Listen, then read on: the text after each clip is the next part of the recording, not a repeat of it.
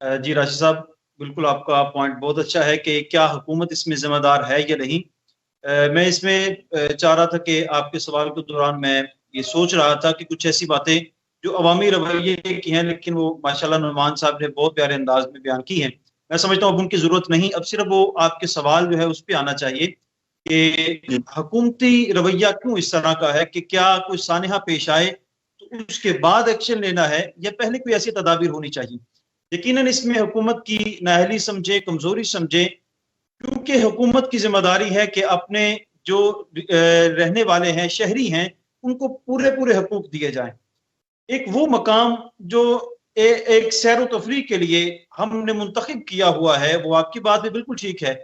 मुल्क में बहुत सारे ऐसे मकामात हैं जहां पर हम जा सकते हैं, बेशुमार ऐसे मकामात हैं, लेकिन मसला ये है कि हम ये सोचते हैं कि हमारा भाई फुला जगह पे गया था, हमारा दोस्त भी मरी गया था, हमने भी मरी जाना है। ये एक हसद, ये एक मुकाबलाबाजी समझ लें कि हम जब तक उस मकाम पर नहीं जाएंगे जहां पर हमारा दोस्त गया था, तब तक हमारी सैर मुकम्मल नहीं होगी।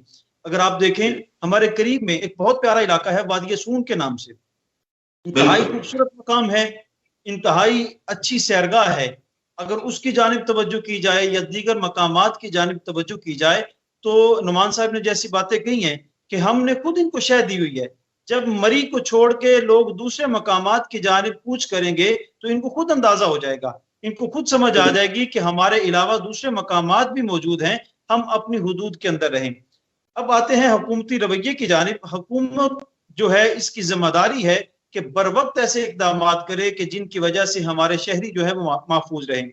अब देखें, वो सैर सयाहत का मकाम, वो टूरिज्म का मकाम जो है मरी, जहां पर इतना टूल टैक्स ये वसूल करते हैं, वहां पर इतने होटल के जो टैक्सेस हैं वो हुकूमत वसूल करती है, वहां पर आने जाने वाले लोगों से इतना टैक्स वसूल करके क्या उनको इतनी सहूलत मुयसर है कि जितना वो टैक्स अदा कर रहे हैं, क्या जितना वो खर्च कर रहे हैं उसके मुताबिक उनको सहूलियात मुयसर हैं या नहीं। तो अगर देखें तो जितना पैसा वहां पर वसूल किया जा रहा है, चाहे वो हुकूमत की तरफ से टोल टैक्स की शक्ल में हो, चाहे वो दीगर टैक्सेस की शक्ल में हो, चाहे होटल्स के किराया की शक्ल में हो, या किसी अंदाज में भी हो, जितना पैसा हम दे रहे हैं उसके मुकाबले में अगर देखा जाए तो हम निसब के बराबर भी सहूलियात नहीं ले रहे, निसब से भी बहुत कम सहूलियात ले रहे हैं। प्रोफेसर साहब ने बड़े खूबसूरत अंदाज में सारी वजाहत की है कि किस किस चीज का किस अंदाज में बढ़ाकर पैसा लिया जा रहा है। तो हुकूमत को चाहिए कि बर वक्त ऐसे इकदाम करे कि जिसकी वजह से अगर कोई परेशानी ऐसी आती है तो थोड़े से लम्हे के अंदर उसी मौके पर उसको कवर कर लिया जाए, उसको संभाल लिया जाए। हुकूमतें हमेशा ये करती हैं कि पहले सानिया हो जाता है, पूरा एक सानिया रूनुमा होने के बाद, नुकसान उठाने के बाद फिर ये सर उठाती है, और फिर जैसे आप भी कह रहे हैं सीएम साहब का हेलीकॉप्टर भी पहुंच गया, और आलीशान हेलीकॉप्टर वहां पहुंचा जहां जमीन पर आफत है और आसमान की सैरें की जा रही हैं। तो चाहिए ये था कि बर वक्त हेलीकॉप्टर वहां नहीं पहुंचा। मैं कता कलामी की माजरत, पिछले चंद माह पहले हमारे पीएम साहब, जो अब मौजूदा पीएम साहब हैं, उनकी हमशीरा वो कहीं ग्लेशियर में फंस गई थी, तो स्पेशल इंतजामिया की दौड़ें लग गई थी, कहाँ वो अकेली फंस गई हैं, और फिर स्पेशल हमारे जो आर्मी के हेलीकॉप्टर्स हैं उनकी गश्तें हुई, उनकी दौड़ें लगी, और वहां से पीएम साहब की हमशीरा को वहां से रेस्क्यू किया गया। इसका मतलब है कि अगर किसी बड़े के कोई रिश्तेदार हो या कोई बड़ा आदमी हो, उसके लिए तो हुकूमती मशीनरी फौरन मुतहर्रक हो जाती है, थोड़ी सी भी उसको तकलीफ पहुंचे, और आम आदमी अगर मर रहे हैं तो उसकी कोई अहमियत नहीं। जी बिल्कुल राशिद साहब, बिल्कुल आप ठीक कह रहे हैं।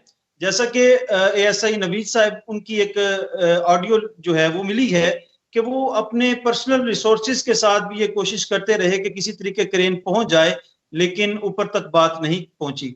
नवीद साहब के कजन की एक वीडियो हमें मिली है जिसमें हमें पता चलता है, वो कहते हैं कि मैंने पर्सनली पीएम साहब से और शेख रशीद साहब से भी राब्ता करने की कोशिश की, लेकिन वो टस से मस नहीं हुए, और बिल्कुल किसी तरीके से इंतजामिया को मुतनब्बे करने की कोशिश नहीं की गई।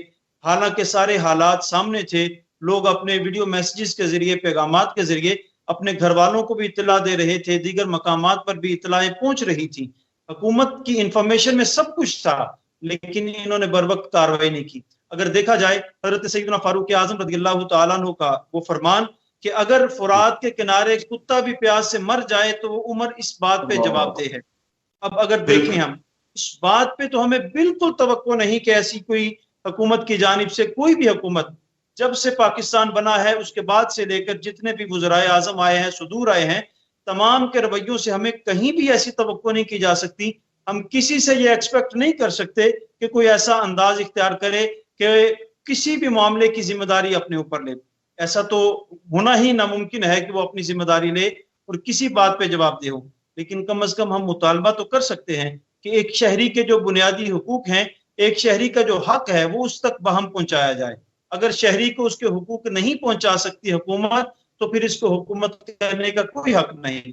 अगर देख लिया जाए, मैं सियासी तौर पर किसी का ना हरीफ हूं और ना ही किसी का हकदार हूं, लेकिन मैं ये कहना चाहूंगा कि इंसानी जानों का अलमिया है ना, ये सियासत तो इसके बारे में बात ही नहीं ना। जो भी हुकूमत होती हमने तो ये बात करना थी ना। ये मौजूदा हुकूमत की अगर बात करें तो इन्होंने ये ऐलान किया था कि हम 3 माह के अंदर करप्शन पर भी कंट्रोल करेंगे, सारे हालात भी अपने लेवल पर आ जाएंगे। लेकिन अगर देखा जाए 3 साल गुजर चुके हैं, 3 साल के बाद भी आज हमें वही चीजें नजर आती हैं जो पहले से हैं। अगर पहले से कहीं बड़ी नहीं है तो कम से कम पहले जैसी मौजूद जरूर है। तो मैं यहाँ पे ये सिर्फ कहना चाहूंगा कि हुकूमत इस पे पूरी पूरी जवाबदेह है। जितनी जानों का ज़िया हुआ उसकी जिम्मेदार है, जितना नुकसान हुआ उस तमाम की जिम्मेदार हुकूमत है। लेकिन हमें साथ साथ, जैसे नुमान साहब ने कहा, हमें अपने रवैयों पर भी गौर करना होगा कि हम ऐसे इकदाम न करें, ऐसे आमाल अपने न रखें कि कहीं अल्लाह रब्बुल आलमीन की जानिब से कोई इम्तिहान आ जाए, आजमाइश आ जाए। हमें चाहिए कि हम अपने रवैयों को देखें, रमज़ानुल मुबारक के अंदर हो या ईद के मौके हो या कोई भी ऐसा इवेंट हो जहां पे हम देखते हैं कि बहुत सारे लोगों का हुजूम है, बहुत सारे लोग हमारे बाजारों की जानिब आ रहे हैं, हम अपने रेट को बढ़ा देते हैं। हुकूमत को चाहिए था कि हर एक चीज पर तवज्जो करती। जितनी रेट लिस्ट है, हर एक होटल की रेट लिस्ट हो जाए या उसके अंदर जो सहूलियात दी जा रही हैं, अलग अलग चीजों के नाम पर जो पैसे लिए जा रहे हैं, हुकूमत को चाहिए था कि उस पर तवज्जो दे और वो रेट लिस्ट चेक करे और चेक करने के साथ साथ उनको कंट्रोल में रखें, ताकि जो शहरी हैं वो उस जानिब रुजू करने से गुरेज करने के बजाय बार बार उस जगह पर जाएं, दीगर मकाम पर जाएं। हुकूमत इस पर पूरी पूरी मैं समझता हूँ जिम्मेदार है। तो मैं अब ये मैसेज देना चाहूंगा कि वहां पर जहां मुर्दा दिल लोग मौजूद हैं, वहां आज जिंदा दिल लोग भी मौजूद हैं। वो आज जो रेस्क्यू कर रहे हैं हमारे इदारे, फलाही इदारे, हुकूमत भी हो जाए, इंतजामिया हो जाए, जो आज कार्रवाई कर रही है। उसके अलावा अगर देखा जाए तो बहुत सारी ऐसी फलाही तंजीमें हैं जो काम कर रही हैं। और मैं ये मैसेज भी देना चाहूंगा कि वहाँ दारुल उलूम मोहम्मदिया गौसिया मरी के अंदर जो मौजूद है, वहां पर भी रेस्क्यू का इंतजाम मौजूद है, तमाम किस्म की सहूलियात वहां पर मौजूद हैं। जितने लोग वहां करीब हैं वहां पहुंच सकते हैं। मिनाजुल कुरान के कैंप लगे हैं, दावत इस्लामी के रेस्क्यू के कैंप हैं और दीगर हैं। हमें जहां दूसरे लोगों को कोस रहे हैं वहां ये भी पैगाम देना चाहिए और उनको दादे तहसीन देनी चाहिए कि वो लोग इस मुश्किल मौके पे फ्री ऑफ कॉस्ट जो है वो लोगों को सहूलियात प्रोवाइड कर रहे हैं।